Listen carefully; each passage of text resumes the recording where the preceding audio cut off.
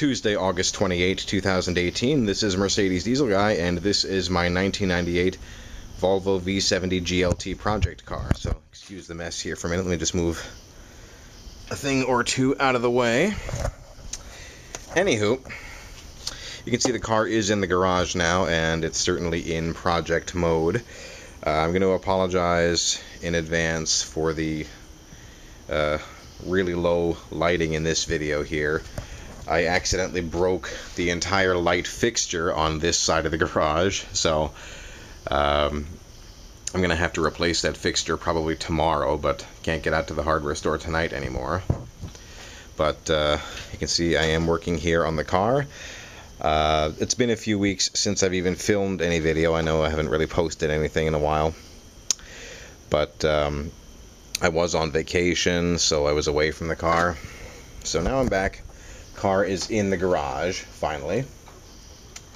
And let me see if I can shed some light on this here. You can see I have the timing belt cover off because I'm going to be replacing the timing belt. And some other items while I'm in here. I'm going to do the front cam seals, and because I noticed a bit of an oil leak in there, and the oil leak might actually resolve itself once I do the PCV system on this car, but since I see the seal leaking, I may as well just replace it there in advance. So basically, in the under the timing cover here, I'm going to do belt, tensioner, seals, water pump, just the usual stuff. And that's kind of where I am with the project now. I've ordered some of the new parts I need for the job, as in for the overall project. I have not yet ordered everything I need. I just kind of wanted to do this in phases. I have the cooling system drained out again because I'm going to be pulling that water pump off. So that's where I am right now, doing the timing belt.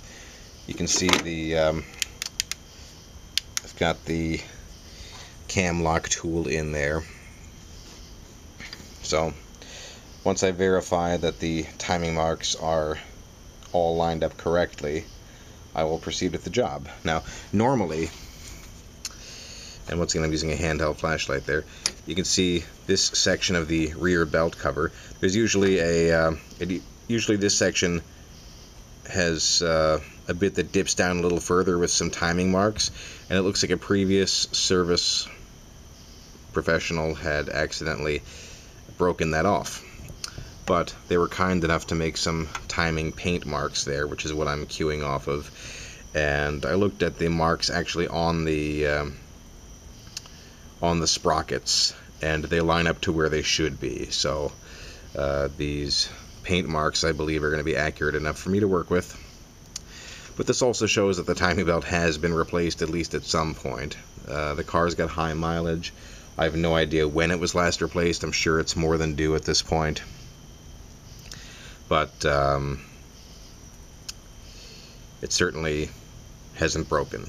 So there I am working on the car, and that's where I am. I will, not sure if I'm going to be doing daily updates, but I will update as the project moves along.